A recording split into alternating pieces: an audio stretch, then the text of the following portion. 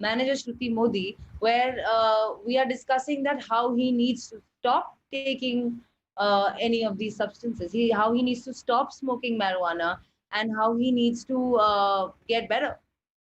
Sushant father के सिंह ने अपने एफआईआर में कहा है कि आप उनके बेटे को ओवरडोज करती थी on psychotic drugs and today he has also called you a murderer. Ma'am अब यही बचा था, बाकी सारे एलिगेशंस तो इन्होंने मेरे पे ऑलरेडी लगा दिए हैं, क्या क्या नहीं बोला है। लेकिन बात ये है कि सुशांत के 5 साइकाइट्रिस्ट थे, जाने माने बहुत बड़े। वो हिंदुजा हॉस्पिटल खार में एडमिटेड था अंडर डॉक्टर कर्सी चावड़ा।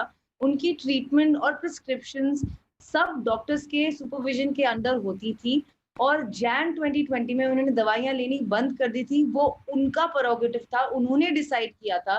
अगर मैं उन्हें फोर्स कर रही होती तो मैं उन्हें बंद क्यों करने देती। और तीसरी बात, पॉइजन हिम, ये इससे इससे बेतुका एलिगेशन मैंने नहीं देखा है।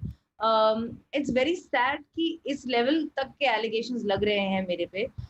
ना ही मैंने उन्हें दवाइयां प्रिस्क्राइब की हैं और ना ही मैं उनका ट्रीटमेंट कर रही थी। उनके बकायदा 5 डॉक्टर्स थे।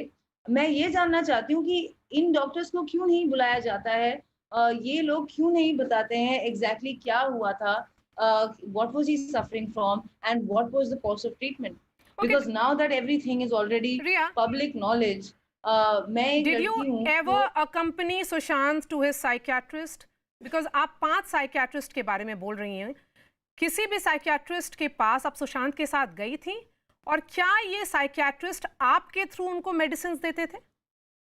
जी नहीं मैम, मैं उनके साथ ज़रूर जाती थी, but in psychiatry and therapy, doctor patient के कॉन्वर्सेशन में usually the third person is not allowed to sit with them. तो मैं बाहर वेट करती थी और उनके बीच में जो बातें होती थी वो प्रिस्क्रिप्शन हमें देते थे। हम हाउस स्टाफ या मिरांडा या किसी से मंगाते थे, और सुशांत टाइम टू टाइम अपनी दवाइयाँ खुद लेता था। अगर वो ट्रैवल कर रहा होता था तो मैं उसे ऐसे मैसेज भेजती थी कि baby don't forget to take your medicine, जो मुझे लगता है एक बहुत नॉर्मल चीज है, क्योंकि मेंटल हेल्थ इतना कम जाना समझा जाता है इस कंट्री में, इसलिए इसे साइकोटिक ड्रग्स बुलाते हैं। एक्चुअली ये एंटी साइकोटिक ड्रग्स हैं। ये एक इंसान जो मेंटल हेल्थ या डिप्रेशन या एंजाइटी से गुजर रहा है उनकी हेल्प करता है। ये प्रिस्क्रिप्शन के बिना नहीं अवेलेबल होती हैं, एक डॉक्टर को फ्रेश प्रिस्क्रिप्शन देनी पड़ती है। सुशांत जब जब मेडिकेशन पे था नवंबर टू जैन, तब हर हफ्ते उनके प्रैक्टिसिंग साइकाइट्रिस्ट से वो मिलता था और वही आगे का कोर्स ऑफ एक्शन बताते थे। मेरा तो रोल सिर्फ एक गर्लफ्रेंड और एक कंपेनियन का था। अगर उन्हें कोई और भी बीमारी होती और उनकी दवाइयां होती, मैं बस उन्हें टाइम टू टाइम ये बात याद दिलाती थी कि रिया, बाबा आपकी दवाइयां ले लो। और इस बात में ऐसी क्या क्रिमिनल बात है?